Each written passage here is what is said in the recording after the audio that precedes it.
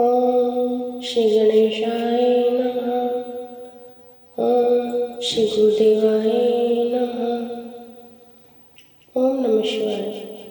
सभी शिव भक्तों का स्कंद पुराण की कथा में पुनः स्वागत है। शिव पूजन की महिमा।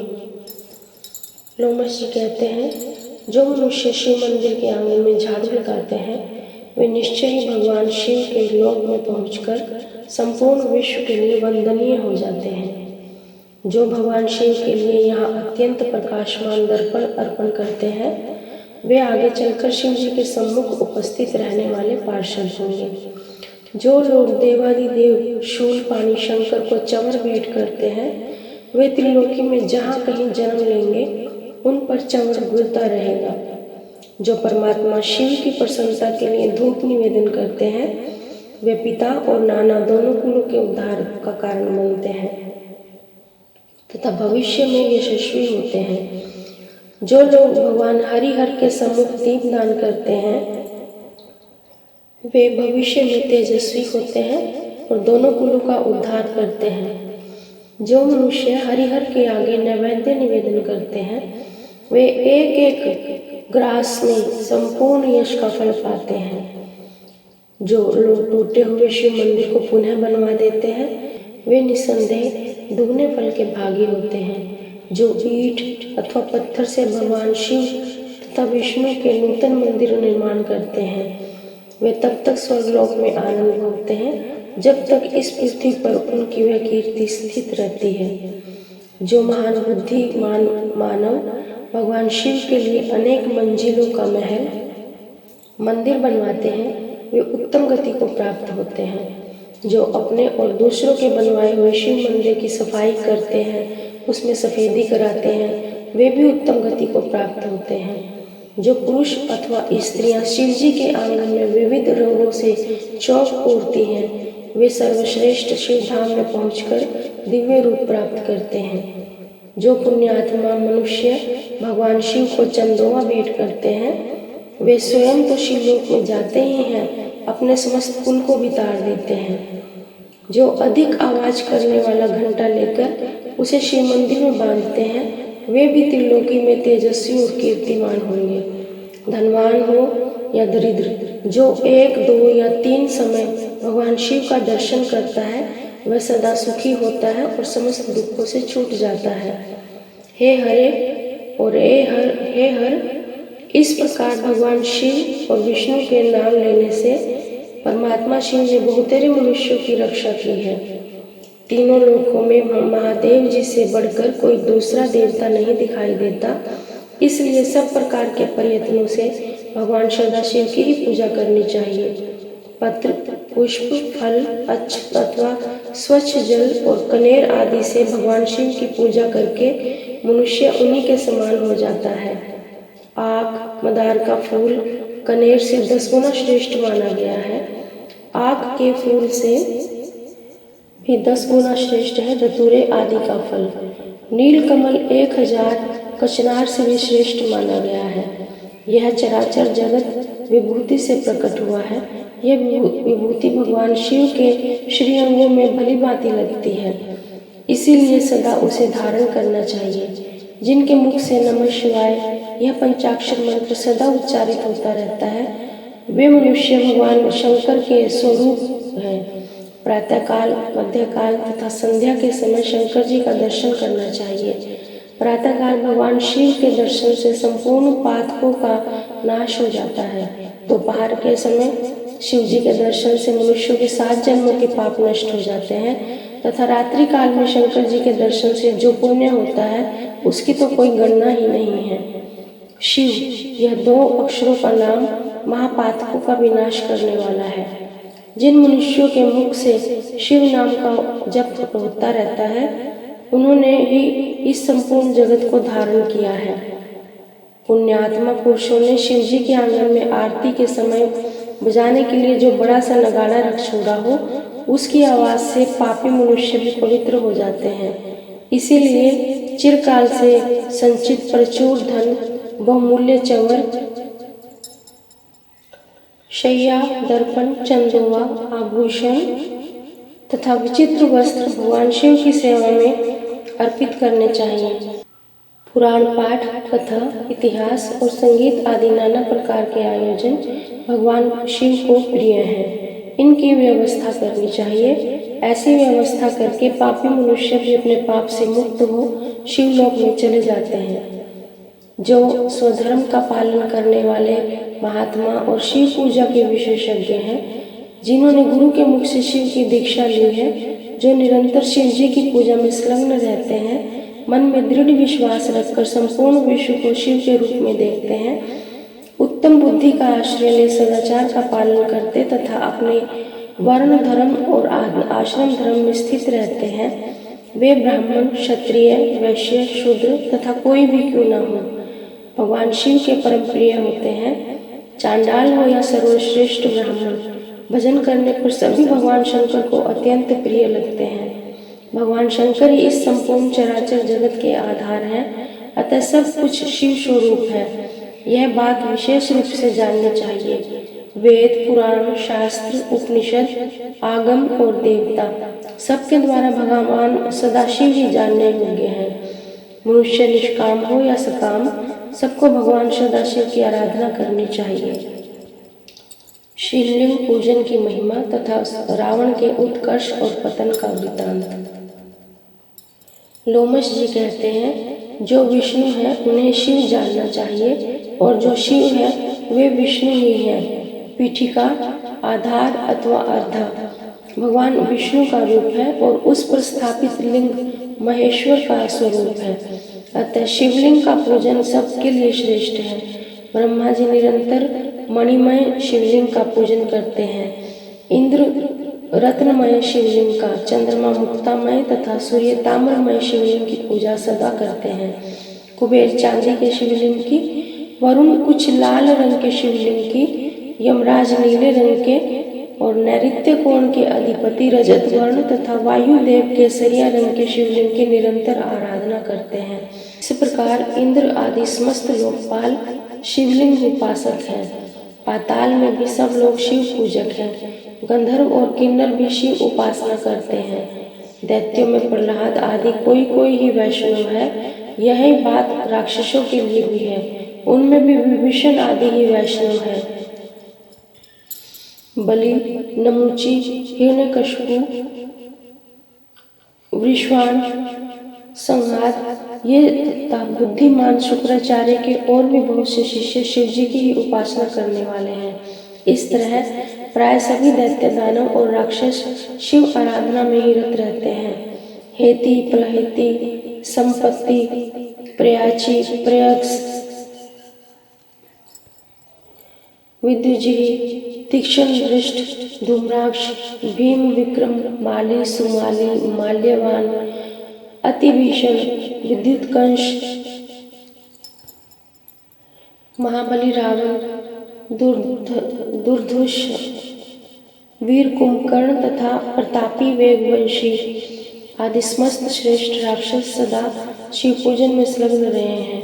ये सर्वदा शिवलिंग का अर्चन करके उच्च कोटि की सिद्धि को प्राप्त हुए हैं। रावण ने ऐसी तपस्या की थी जो सभी के लिए दुखद थी। महादेव जी की तपस्या बहुत प्रिय है।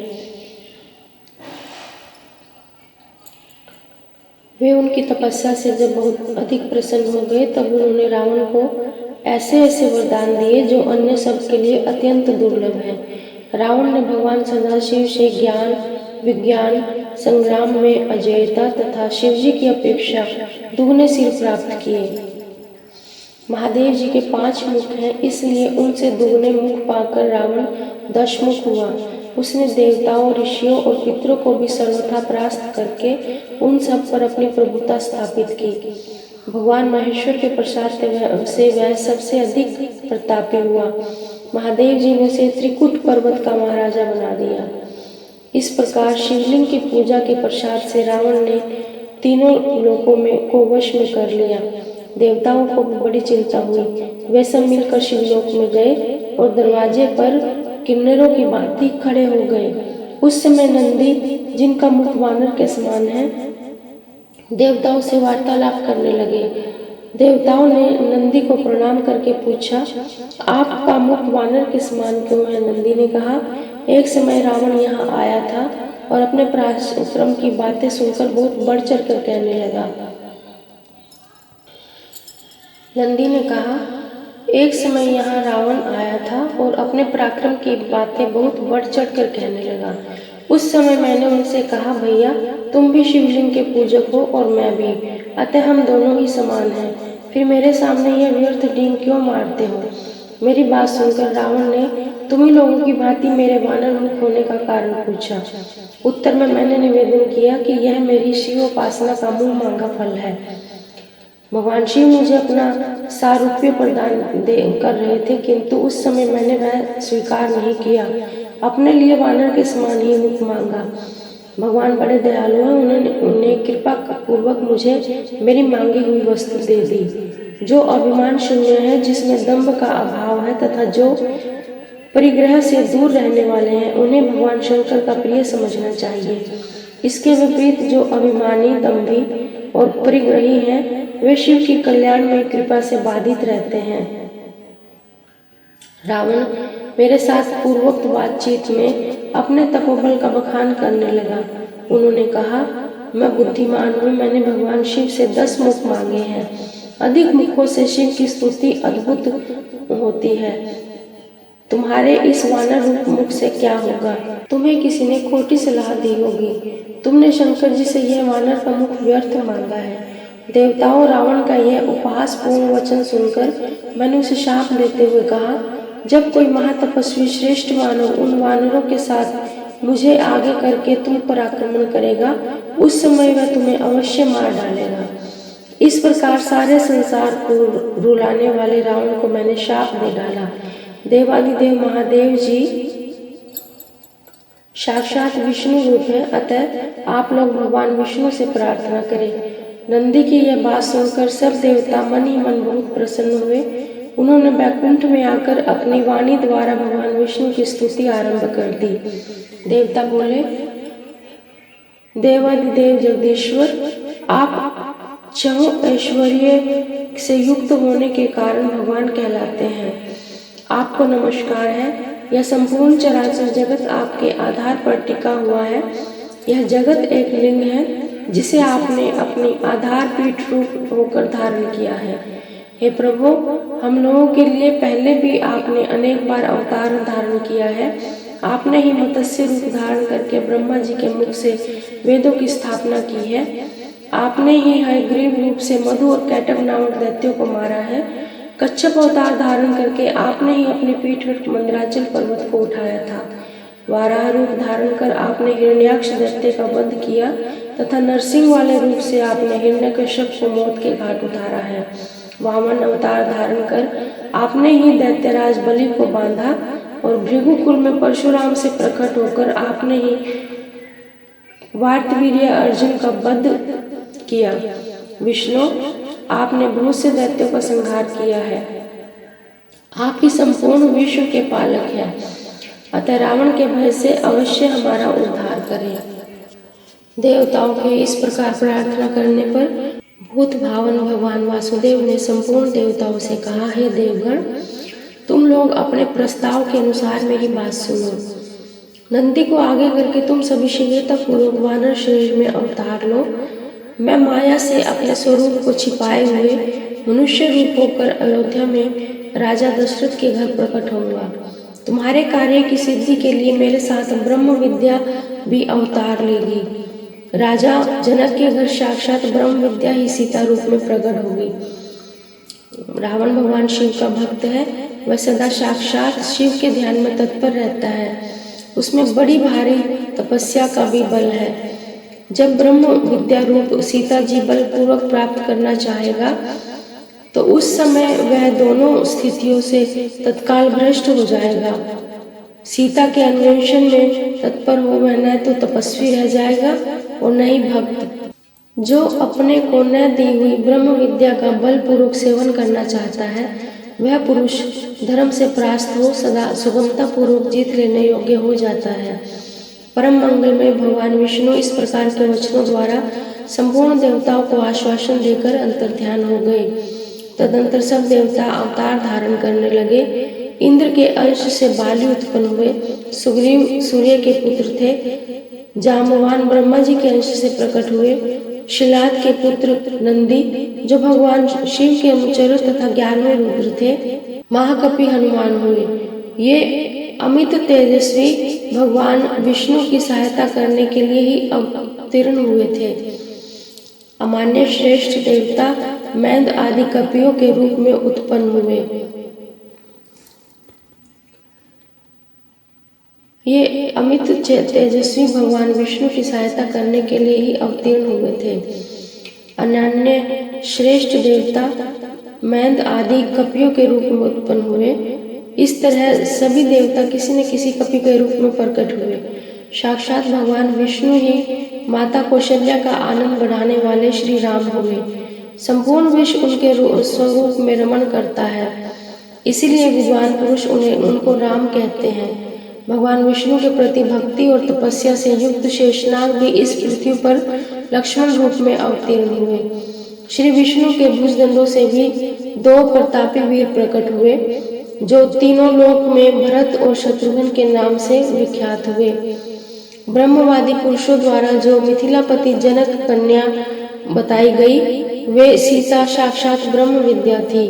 वे भी देवताओं की कार्य सिद्धि के लिए ही अवतीर्ण हुई थी। हल से भूमि जोती जा रही थी, उसी समय सीता हल की नोक के द्वारा पृथ्वी के खोदे जाने पर पृथ्वी से प्रकट हुई थी, इसीलिए सीता के नाम से प्रसिद्ध हुई। मिथिला में अवतार लेने के कारण ही इन्हें मैथिली भी कहते हैं। जनक के कुल में जन्म लेने के कारण ये जानकी नाम से विख्यात हुई। पूर्व जन्म में इनका नाम वेदवती था। राजा जनक ने ब्रह्म विद्या स्वरूप सीता को परमात्मा ब्रह्म रूप श्री राम की सेवा में अर्पित कर दिया। कमल नयन श्री राम ने रावण को जीतने की इच्छा तथा देव कार्य की सिद्धि के उद्देश्य से वन में निवास किया। शेषावतार लक्ष्मण ने भी उसी के लिए अत्यंत दुष्कर एवं महान तप किया।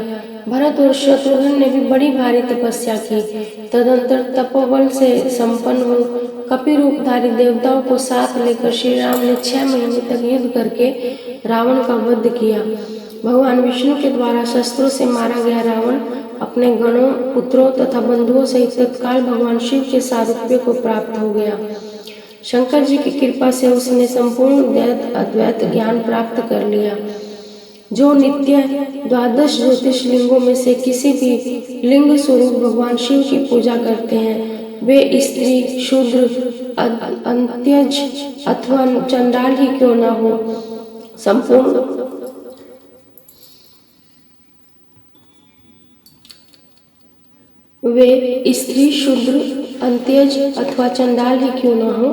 संपूर्ण दुखों का नाश करने वाले शिव को अवश्य प्राप्त कर लेते हैं। जो मन को अपने वश में करके शिव के ध्यान में तत्पर रहते हैं, उनका माया में अज्ञान शीघ्र दूर हो जाता है तथा माया का निवारण हो जाने से तीनों गुणों का लय हो जाता है। इस प्रकार मनुष्य जब गुणातीत हो जाता है, तब वह मोक्ष का भागी हो जाता है। अतः संपूर्ण देहधारियों के लिए शिवलिंग का पूजन कल्याणकारी है। भगवान शिव लिंग रूप में प्रकट होकर चराचर जगत का उद्धार करते हैं।